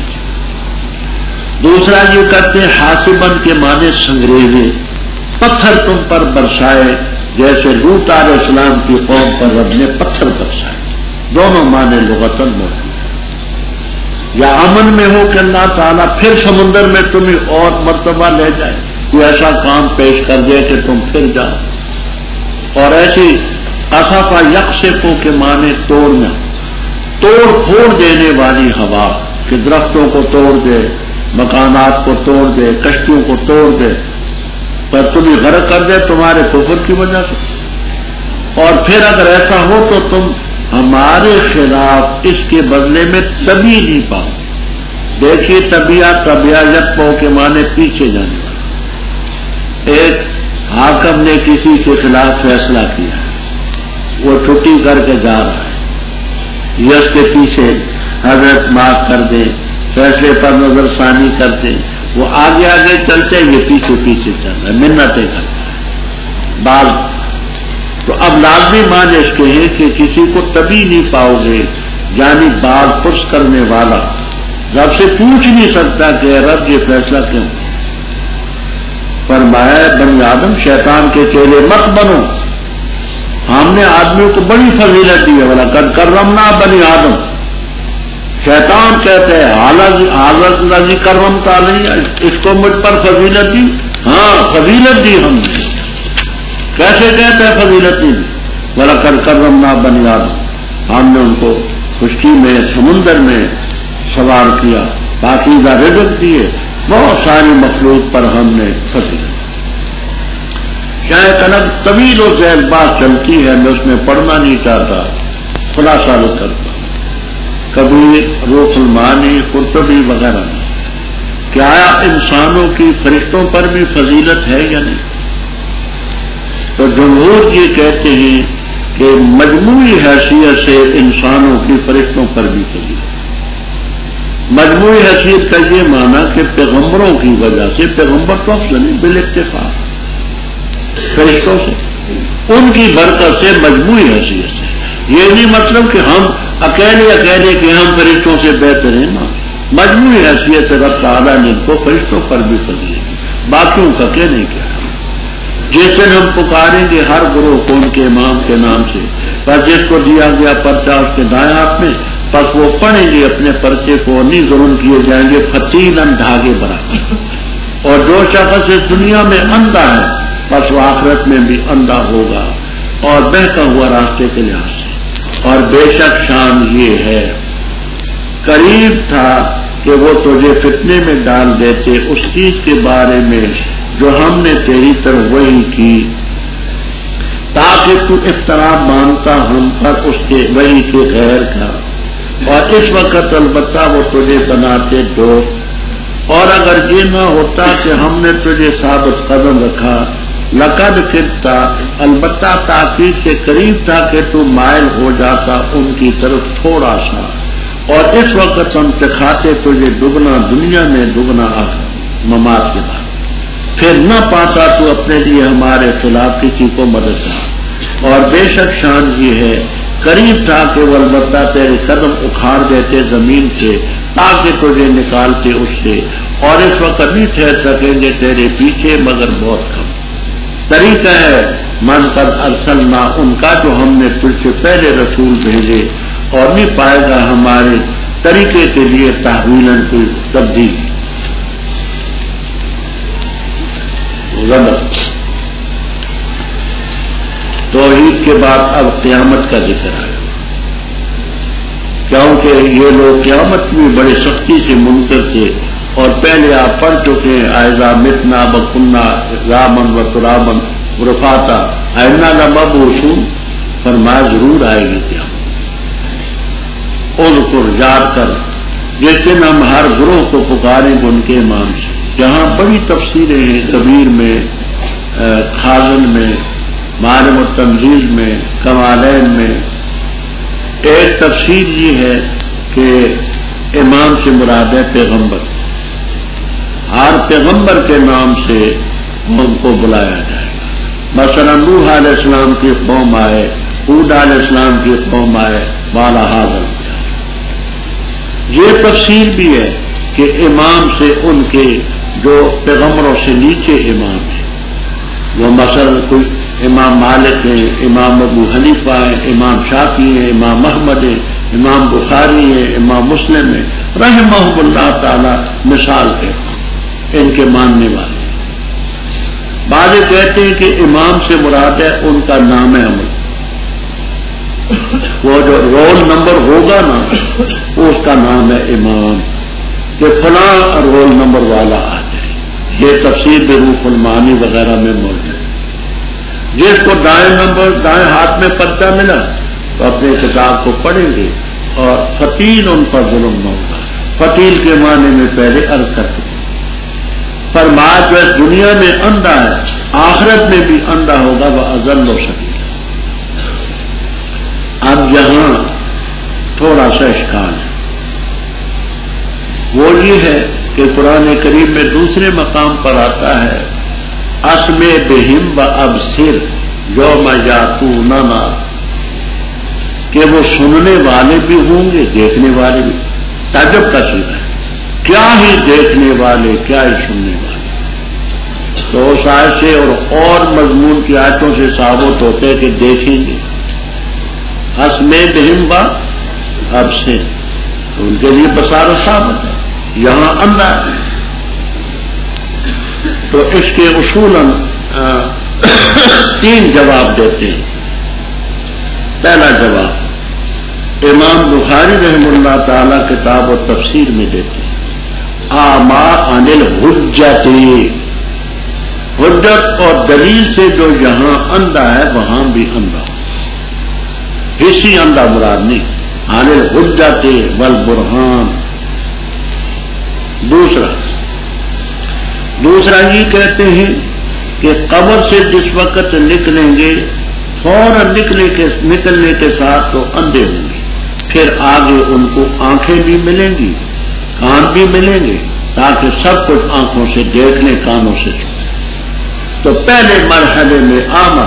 پھر تیسرا جواب صاحب کمالین وغیرہ یہ دیتے ہیں کہ اندھے ہوں گے، ان کو مفید مطلب کوئی چیز نہیں نظر آئے گی، نہ جنت کی خوشیاں اور نہ وہ چیزیں، وہ نہیں نظر آئیں گی جیسے اندھوں کو نہیں نظر آتی. زبر اوپر ذکر تھا کہ بعض لوگ جو دنیا میں اندھے ہی کافر، بعض ایسے اندھے ہوتے ہیں کہ دوسرے کو باوجود اندھے ہونے کے اور دوسرے کو مصیبت میں ڈال دیں، انہی لوگوں کا ذکر ہے۔ بڑی تفصیل ہے، جہاں معالم التنزیل، در منصور، روح المعانی، مواہب وغیرہ وغیرہ تفسیروں میں دو باتیں آسان ہیں جو میں عرض کرتا ہوں، غور سے سمجھیں۔ طائف کے کچھ لوگ آپ کے پاس آئے، حوازن اور ثقیف، انہوں نے کہا آپ ایسا کریں کہ جیسے مکہ مکرمہ کا حرم ہے، یہ ہماری جو وادی ہے اس کو بھی حرم بنا دیں۔ آپ جب اس کو حرم بنا دیں گے ہم کلمہ پڑھیں گے۔ اگرچہ آپ نے کیا نہیں، لیکن دل میں یہ خیال آیا کہ اگر اللہ تعالی اس جگہ کو بھی حرم بنا دے تو اس سے کچھ بعید تو نہیں، یہ لوگ مسلمان ہو جائیں۔ اگر آپ اس کو حرم بنا دیتے تو پھر یہ آپ کے ساتھ مل جائے، یہ تفسیر بھی آپ کو ملے، کمالین وغیرہ میں یہ تفسیر بھی ملے۔ آپ کے پاس آئے، کہنے لگے ہم مسلمان ہوتے ہیں لیکن ہماری 3 شرطیں، ایک یہ اللہ نجبی، ہم رکوع سجود نہیں کریں گے، اے لا نصلی، نماز نہیں پڑھیں، ولا نحشرا، زکوٰۃ نہیں دیں، ولا نحشرا، ہمیں جہاد کے لیے نہ بلایا جائے گا۔ یہ 3 ہمارے متعلق، اگر مان لیں تو ہم آپ کے ساتھ ملیں گے۔ آپ کے دل میں یہ خیال پیدا ہوا کہ اگر یہ لوگ مسلمان ہوئے تو پھر نماز بھی پڑھیں گے، زکوٰۃ بھی دیں گے، جہاد بھی کریں گے، ان کے ساتھ کوئی نرمی ہو جائے تو اچھی ہے۔ اللہ تعالیٰ نے تنبیہ فرمایا وَإِنْ قَالُوا، اصل میں انا تھا، انا ہو، بے شک شان یہ ہے، قریب تھا کہ وہ تجھے فتنے میں ڈالتے اس چیز سے جو ہم نے تیری طرف وہی کی۔ حرم بنانا تو رب کا کام ہے، آپ تو حرم بنا نہیں سکتے، ان کا خیال تھا کہ آپ ان کی جگہ کو حرم بنا دیں۔ یا یہ ہے کہ نماز، روزہ، جہاد معاف کرنا تو خدا کا کام ہے، یہ آپ سے یہ کام لیتے تھے کہ تفتری علینا غیر، اور اس وقت اگر آپ ایسا کرتے تو یہ آپ کو اپنا دوست بنا، اور ہم نے تو یہ ثابت قدم رکھا، اگر ہم ثابت قدم نہ رکھتے تو پھر قریب تھا کہ تو طبی طور پر ان کی طرف تھوڑا سا جھکتا۔ اگر ایسا ہوتا لَأَذَقْنَاكَ ضِعْفَ عَذَابِ الْحَيَاةِ، مضاف جامع، ضِعْفَ عذاب الحیات وضعف عذاب الممات، دگنا عذاب دنیا میں دیتے، دنیا میں پھر کسی کو ہمارے خلاف تو اپنا مددگار نہ پا۔ آگے اور اس کی بھی 2 تفسیریں منقول ہیں۔ ایک تفسیر یہ ہے کہ یہ مشرکین مکہ سے اس کا تعلق ہے۔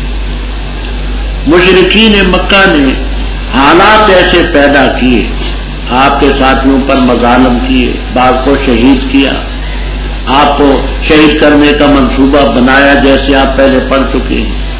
یہ ایسے اسباب اختیار کر رہے ہیں کہ تجھے اس زمین سے بھگا، لیکن آپ کے جانے کے بعد یہ بہت کم رہیں گے، تھوڑا رہیں گے، چنانچہ بدر میں ان کا کھٹو بدلے گا۔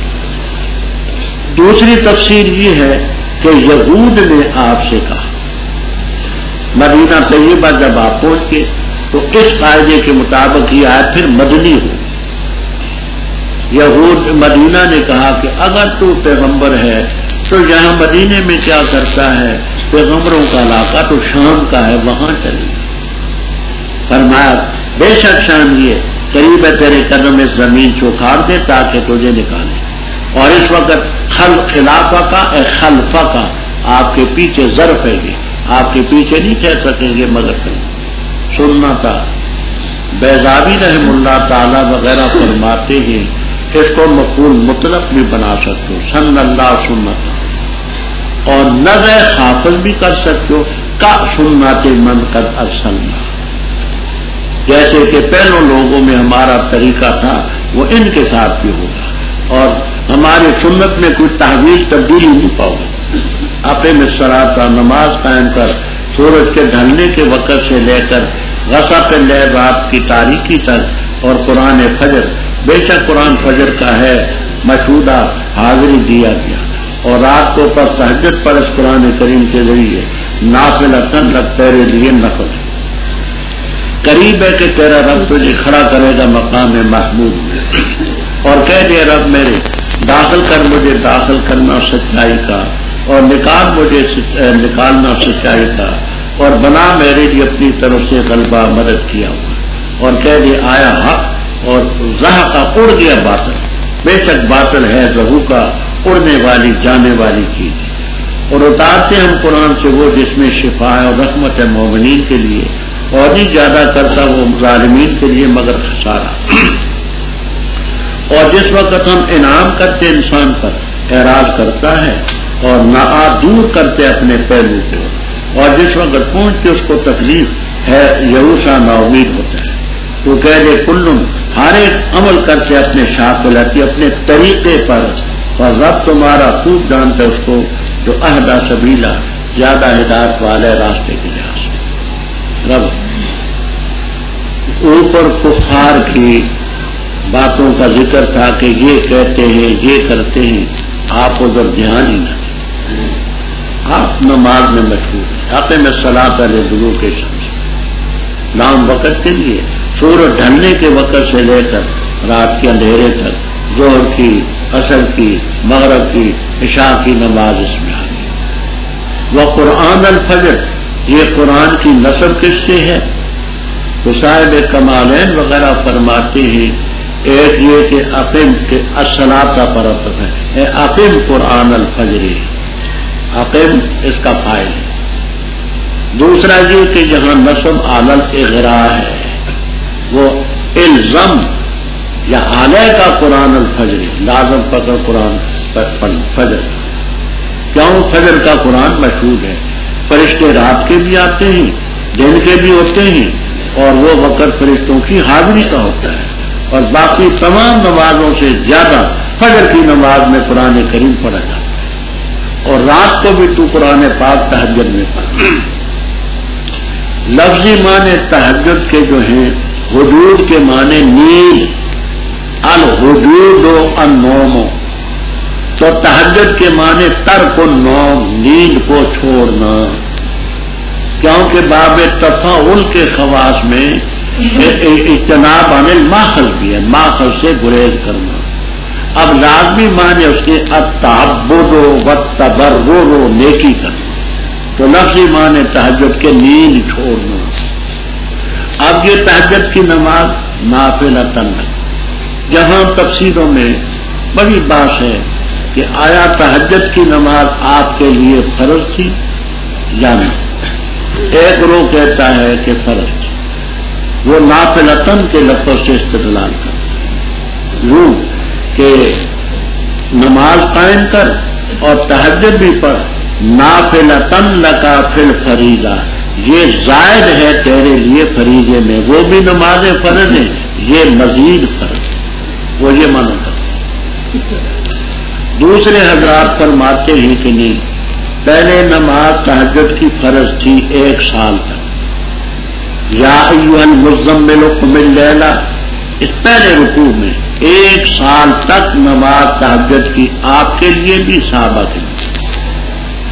مسلم شریف، نسائی شریف وغیرہ میں تصریح ہے کہ سال کے بعد اس کی فرضیت منسوخ ہے، پھر آپ کے لیے بھی فرض نہیں تھی، تو نفل ہی ہے۔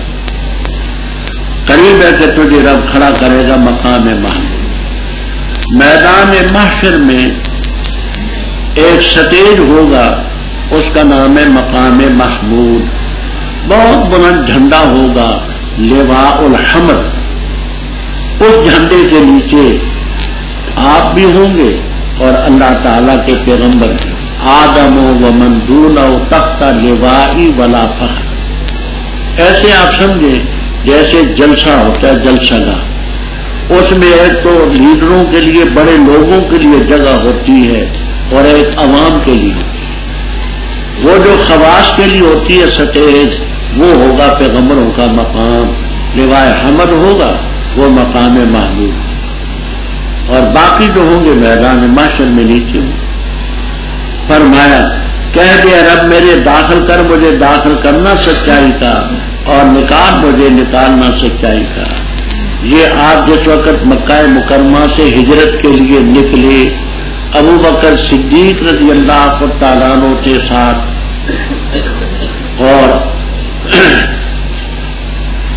حضرت سہیرا تھے آپ کے، حضرت ابو بکر کے صدیق کے گویا کے خادم، اور عبداللہ ابن اریقت تھے. یہ چار بزرگ ہیں.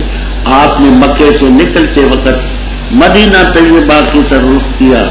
ادخلنی مدخلا سے، مدخل کو مصدر میمی بھی قرار دیا، داخلہ سچائی کا، اور اس کو ظرف کا صیغہ بھی قرار دیا ہے، داخلے کی جگہ سچائی کی. اور نکال مجھے نکالنا سچائی کا.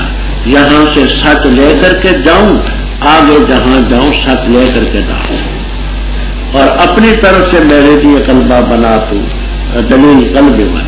ایسا ہی ہوا. اللہ تعالیٰ کی قدرت، جب مکہ مکرمہ سے آپ گئے تو چھپتے چھپاتے گئے. 8 سال کے بعد 10,000 قدوسیوں کو ساتھ دے کر کے آئے. اس وقت مکے والے چھپائے، ہر ایک پوشیدہ ہوتا تھا کہ میری آج خیر نہیں. اس وقت جب آپ مسجد حرام میں داخل ہوئے تو آپ نے پہلے حکم دیا کہ یہ جو 360 بت ہیں ان کو تم گرا دو، میں نہیں چاہتا کہ ان کی موجودگی میں داخل ہوں. پہلے آپ نے حکم دیا. پھر خیال ہوا کہ مجھے بھی رب نے قوت دی ہے، میں خود ان کو کیوں نہ کروں. آپ نے خود ہاتھ میں لاٹھی تھی، ایک ایک پر مارتے تھے. جا الحق و زہق الباطل ان الباطل کان زہوقا. ان میں ابراہیم علیہ السلام کا مجسمہ بھی تھا، اسماعیل علیہ السلام کا بھی، عیسیٰ علیہ السلام کا بھی، مریم علیہ السلام کا بھی. یہ سب مجسمے وہاں سے گرائے اور فرمایا کہ آج کے دن کے بعد یا یہ بت پرستی ختم. بے شک باطل جانے والی چیز ہے. اوپر قرآن کا ذکر تھا، اب اس کے فوائد بتاتے ہیں. وَنُنَزِّلُ مِنَ الْقُرْآنِ مَا هُوَ شِفَاءٌ لِلنَّاسِ.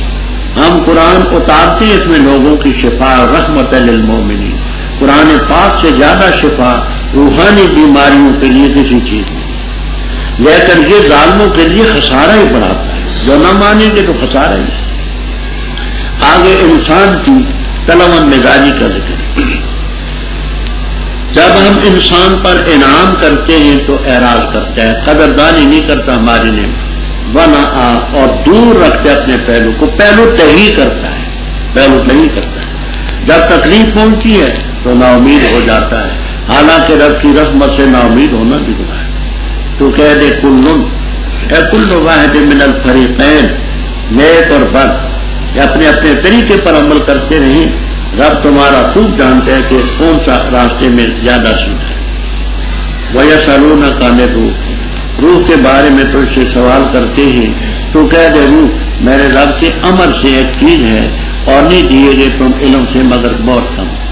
اور البتہ اگر چاہیں البتہ لے جائیں وہ چیز جو ہم نے تیری طرف وہی کی، پھر نہ پائے تو اپنے لیے اس کے بارے میں ہم پر کسی کو وکیل. الا رحمت من ربک، مگر رحمت ہے تیرے رب کی، اور ہے فضل اس کا تجھ پر پڑا.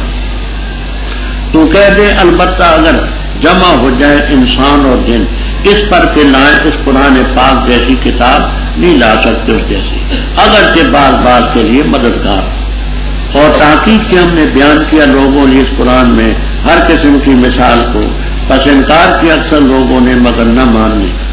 اور کہا انہوں نے ہم ہرگز تیری تصدیق نہ کریں گے حتیٰ کہ بہائے تو ہمارے لیے زمین میں چشمہ، یا ہو تیرے لیے باغ کھجوروں کا اور انگوروں کا، پر چلائے تو نہریں ان کے درمیان بہانا، یا گرائے تو آسمان کو جیسے خیال کرتے ہم پر قسمن ٹکڑے ٹکڑے کر کے، یا لائے تو اللہ تعالیٰ کو اور فرشتوں کو قبیلہ سامنے، یا ہو تیرے لیے مکان سونے کا، یا چڑھ کے جائے تو آسمان میں، اور ہم ہرگز نہیں تسلیم کریں گے تیرے چڑھ جانے کو، جہاں تک کہ اتارے تو ہم پر کتاب جس کو ہم پڑھیں تو کہہ دے سبحان ربی حل کنت الا بشر رب۔ مشرکین کا ذکر بھی اوپر تھا اور یہود کا، روایتیں دونوں آپ کو ملیں کہ یہود نے سوال کیا یا یہود کے اکسانے پر مشرکین نے سوال کیا۔ آپ نبی ہیں تو ہمیں 3 چیزوں کے بارے میں بتائیں۔ پہلی چیز تو یہ کہ روح کی حقیقت کیا ہے، دوسرا اصحاب کہف کے بارے میں بتائیں کہ وہ کون تھے، ان کے کیا کارنامے، تیسرا یہ کہ آپ یہ بتائیں ذوالقرنین کو۔ یہ 3 سوالات یہود کے تھے یا ان کے کہنے پر مشرکین نے کیے، اس کا ذکر ہے۔ سوال کرتے تو روح کے بارے میں تو کہہ دے میرے رب کا ایک امر ہے، تو بھی علم نہیں دیا گیا مگر بہت۔ یہاں جمہور مفسرین کرام رحمہم اللہ تعالیٰ تو یہ فرماتے ہیں کہ روح کی حقیقت کو اللہ تعالیٰ کے بغیر کوئی نہیں جانتا۔ امام راضی رحمہ اللہ تعالیٰ تفسیر کبیر میں فرماتے ہیں کہ روح کی حقیقت کو حضرت صلی اللہ علیہ وسلم بھی جانتے تھے۔